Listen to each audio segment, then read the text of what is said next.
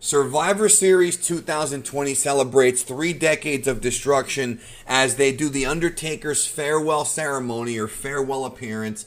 I don't think it's the last time we're ever going to see this guy, obviously. I mean, he's going to make appearances here and there, but they're calling it the final farewell. And pretty much at the end of the show, they did something like what they did with Ric Flair, where it's sort of like they have a bunch of people come out that are like important to the Undertaker, like people from his career, including Ric Flair.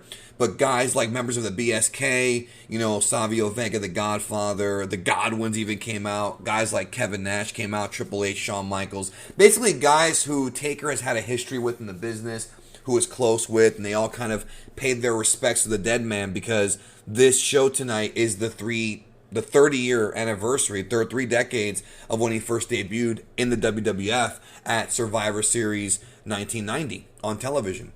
So, that was kind of a cool thing. But the show itself before that, not a very good show. I didn't think this was a very good pay-per-view at all. It was not the worst pay-per-view ever, but entirely skippable. I mean, a lot of these matches really had no meaning to them, and a lot of them really, I don't think they're going to mean anything going forward except for a couple things here and there.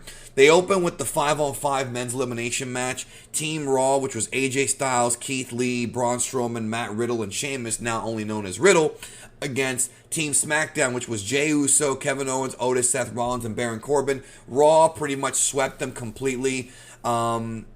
This match was off.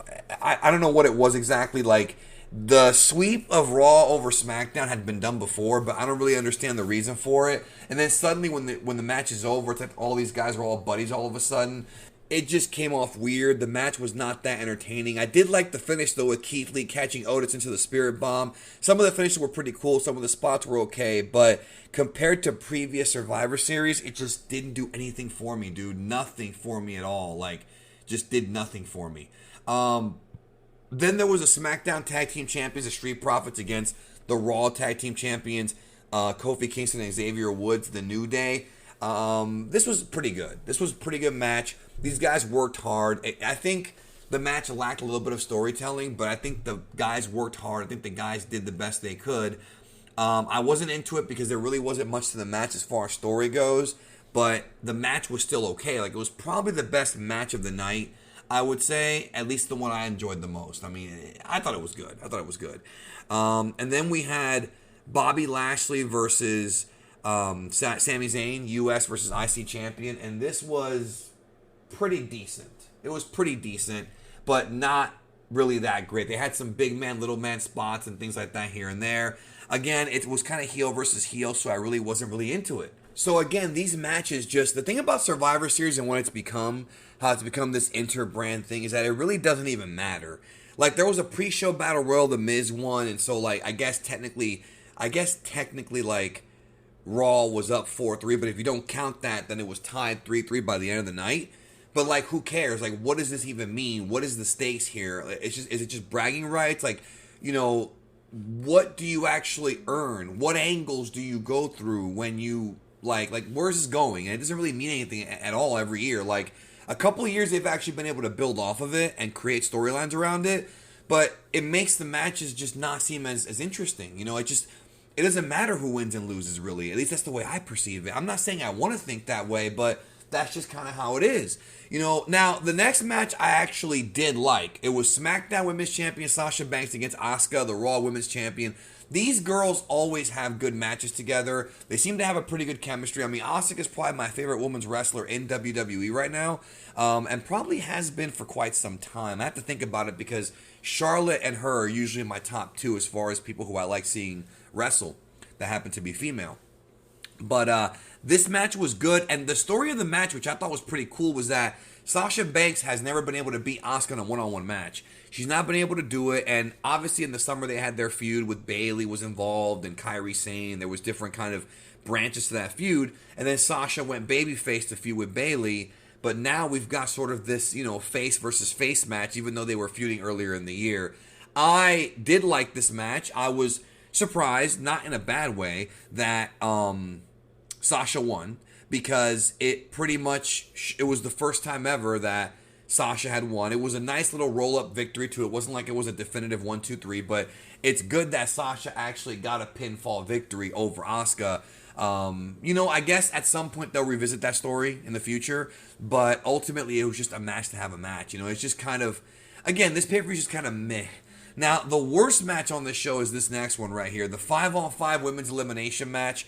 It was the Raw, Team Raw, which was Nia Jax, Shayna Baszler, Lacey Evans, Peyton Royce, and Lana against Bayley, Bianca Belair, Natalya, Ruby Riott, Liv Morgan. I just didn't care. I couldn't care any less. The finish was a really bad DQ finish where Lana became the sole survivor. They're doing that thing where they like to take the person with the least amount of talent when it comes to in-ring and push them and make them, stick them in the fans' faces, and this always backfires. It never works. When the fans don't care about you that much, it doesn't work to keep cramming them down your throat. Look what happened to Roman Reigns a few years ago.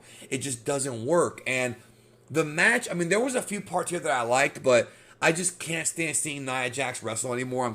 She has go away heat with me. Shayna Baszler's lost so much momentum since WrestleMania, dude. It's a damn shame because I was really into her a year ago, dude. I was at Survivor Series last year, and man, she was so much more over. Last year, guys like Keith Lee and Riddle, they were super over, and this year, they're just kind of there. And I think the lack of crowd is part of it, but I also think that just the way they've been booked is just not, they're just not as interesting anymore. I'm just keeping it real with y'all. And this match, again, failed to keep my interest. I was watching the match, and there was a few cool moves here and there, but man, that finish was just bad. Just really, really bad. Just the worst match on the show, and pointless.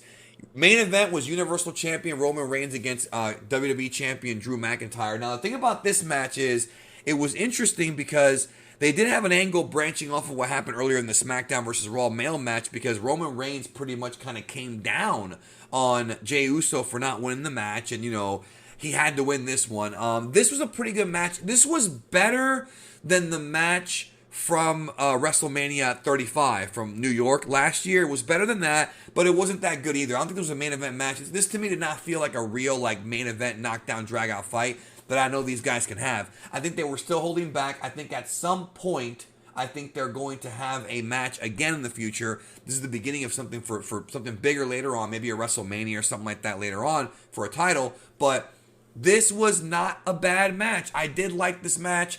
Two big tough guys going at it. The finish had interference from Jey Uso, and he got in there. Heyman kind of got in. There was a ref bump. Not really too much, but he was around ringside. But he came in. They did a bunch of combo moves. I was expecting Randy Orton to come in, but that did not happen. And then Reigns, hit him with the guillotine choke and then choked them out.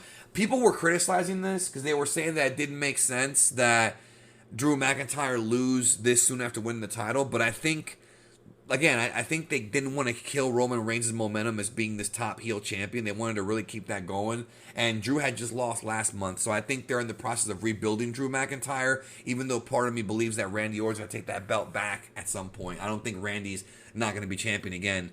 But who knows? Who knows what they have planned right now? And whatever they do have planned is probably going to change about 4 or 5 times. But overall, no, I like the main event. Didn't love it, though. This show is skippable, dude. I'm sorry, but this entire show can be skipped and you would miss nothing. I'm sorry, there was nothing special about this show at all except for the Undertaker farewell. If you're going to watch this show, skip to that. Taker cuts a promo, and then the most heart-wrenching thing they did, which a lot of us thought they were going to do all the way back at WrestleMania 29 in New York in 2013, is when they had the Undertaker. He was there, and then he got on his knees, and we saw a hologram of Paul Bearer. We saw a hologram of Paul Bearer there, and we heard the clip of him saying, "Oh yeah," and it was just really, really powerful. I know some people that were crying during this. It was just a really powerful, I guess a really strong thing, a really strong farewell for the Undertaker. There was no angle here. He didn't get beat up by Retribution like all was rumored, and people were saying would happen. None of that happened, and it really, it was good. It was good stuff, and what more could you ask for? But besides that, it's skip this show. It's just not really much here worth watching. There's so many other better pay-per-views, even on the network, you can watch. And AEW show from last week or 2 weeks ago, whenever it was. I think it was last week. I reviewed it here on 2 weeks ago, whatever. I reviewed it here on the channel with Draven. Much, much better show. So that's it for my Survivor Series review. Thank you again, and have a great one, and we'll talk soon.